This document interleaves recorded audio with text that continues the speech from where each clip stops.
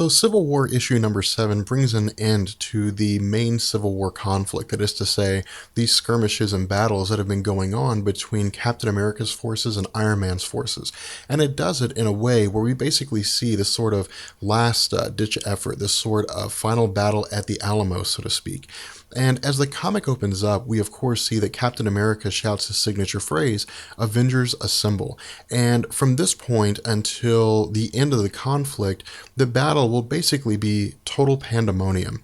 We see that as these individuals are fighting, as Bishop is fighting Vision, as Captain America is attempting to stop Bishop, as Radioactive Man is fighting Hulkling, and of course Iron Man is continuing his attempt to thwart the efforts of Captain America's forces, that S.H.I.E.L.D. is attempting to lock down the teleportation field between Rikers Island and the Negative Zone, and that this shutdown will commence in about 5 seconds.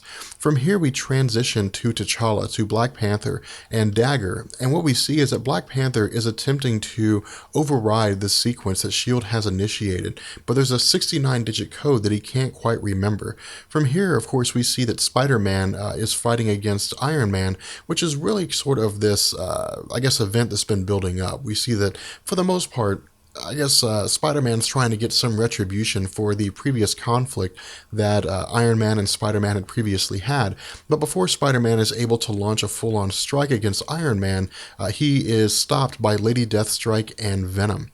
From here, we switch to Maria Hill and one of her, S.H.I.E.L.D. operatives. And this S.H.I.E.L.D. operative is telling Maria Hill that Black Panther is attempting to override their sequence, and that he's rerouting the bridge to the Baxter building. We see that Maria Hill tells him that this needs to be shut down, and then we see that Black Panther tells Dagger that S.H.I.E.L.D. is onto them, and that they've got about 10 seconds before they close the portal to the Baxter building.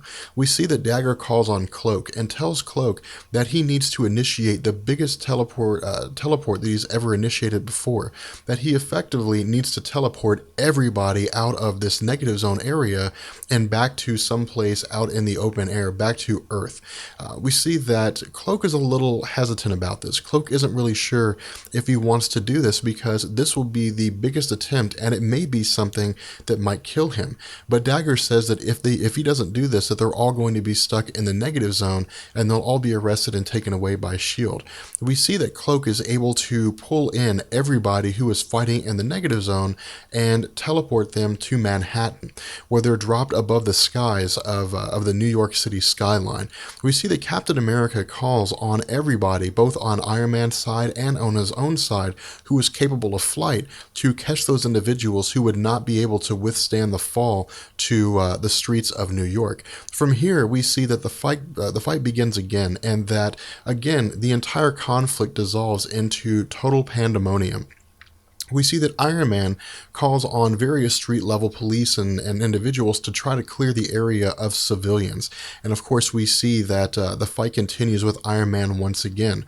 What we also see is that as this conflict continues, we see that Spider-Man is fighting various individuals. He's fighting Reed Richards. He's fighting people in such a way that it catches Reed Richards by surprise just by his sheer agility and his ability to dodge the stretching arms, the attempts of Reed Richards to ensnare Spider-Man.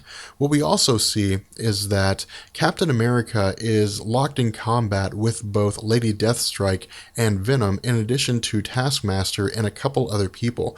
And for the most part, Captain America is highly outclassed by these individuals. He's simply not able to fight all four of them at one time. And when it appears that Lady Deathstrike is prepared to deal the killing blow, that Captain America is saved by the arrival of Namor the Submariner and his Atlanteans. From here, the fight begins again, but then we see that Iron Man calls on his own reinforcements, who arrive in the form of Thor, or the cyborg version of Thor, as well as all of the other engineered superheroes that were created by Reed Richards. From here, again, the fight continues, and once again, dissolves into total pandemonium, that it's total chaos in the streets of Manhattan, that there isn't a whole lot that can be done by the police or really anybody other than the superheroes to attempt to end this entire fight. What we also see is that Captain America and Tony Stark are fighting each other once more, which again is a continuation of their fight during at the chemical plant. But Vision arrives and is able to disable the armor of Iron Man for a short amount of time. From here we see that Captain America begins to absolutely pummel Tony Stark. The cyborg version of Thor attempts to assist Iron Man as he's being pummeled by Captain America, but then we see that Hercules steps in and begins to fight Thor. In addition, we see that Ben Grimm arrives, and Ben Grimm is able to, assist the side of Captain America's forces in their attempt to defeat the forces of Iron Man. And so what we see here is that for the most part, aside from mutants, that all hands are on deck when it comes to this conflict. And so this is the reason why, for the most part, the entire state of Manhattan, or the entire area of Manhattan, is an almost total pandemonium. We see that Taskmaster attempts to shoot Susan Storm, but instead shoots Reed Richards, because Reed Richards had, jumped in front of this killing blow in order to ensure that Susan Storm stayed safe. In response to this, Susan Storm absolutely crushes Taskmaster using her ability to create force fields, and uses it in an offensive way as opposed to a defensive way. From here, we transition back to Hercules and the cyborg version of Thor. And what we see is one of the things that we had previously talked about, where very few people are able to actually wield the hammer of Thor. And Hercules is one of those individuals. Hercules, wielding the hammer of Thor, is able to destroy the cyborg version of Thor by smashing its head in. From here, we switch back to Captain America and Iron Man, and Captain America is continuing this relentless pummel of Tony Stark. We see that he's continuing to absolutely thrash Tony Stark up and down, and it's a total reversal of the conflict that we had seen when the two of them had fought at the chemical plant.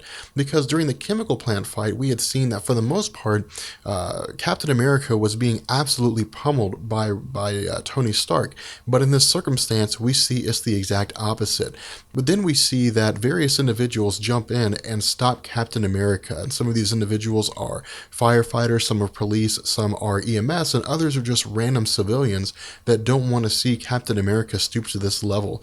As Captain America is being held back by these individuals, he tells them to stop. He says that he doesn't want to hurt them, and then one of them says that it's a little too late for that.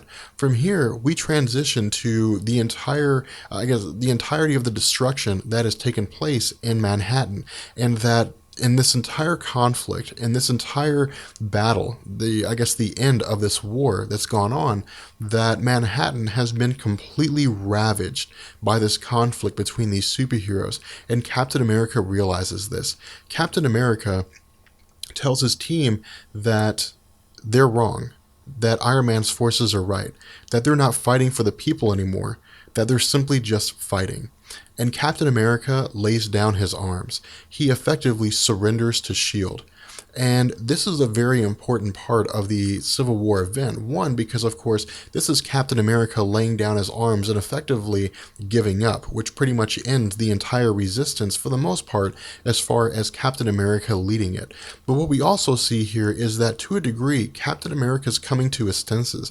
But what we will see during Civil War Frontline issues number 10 and 11 is that Captain America hasn't necessarily come to an understanding in terms of realizing that he is 100% wrong. But what we see here is that with Captain America surrendering, that it's not Captain America that's being arrested, that it's actually Steve Rogers that's being arrested. And Captain America says this is a totally different thing. From here, we transition to a letter that is being written by Reed Richards to Susan Storm, and he tells Susan Storm that it's been 2 weeks since the battle took place in Manhattan, and that in the wake of Captain America's surrender, that various individuals, various heroes have accepted amnesty, that various heroes have gone to S.H.I.E.L.D. and either registered or asked to be exonerated of their crimes by virtue of registering. What we also see here is that as Reed Richards is talking to Susan Storm, or writing this letter to Susan Storm, he says that he felt it was appropriate to discuss their future, to discuss what was going to go on with the two of them. And this is really an appeal by Reed Richards to tell Susan Storm just how sorry he is, that he feels as though he had severely messed up, that he had put the wrong things first. We see him talk about how the superhero initiative has gone through, that the 50-state initiative is now in effect, meaning that there are superhero teams in all 50 states.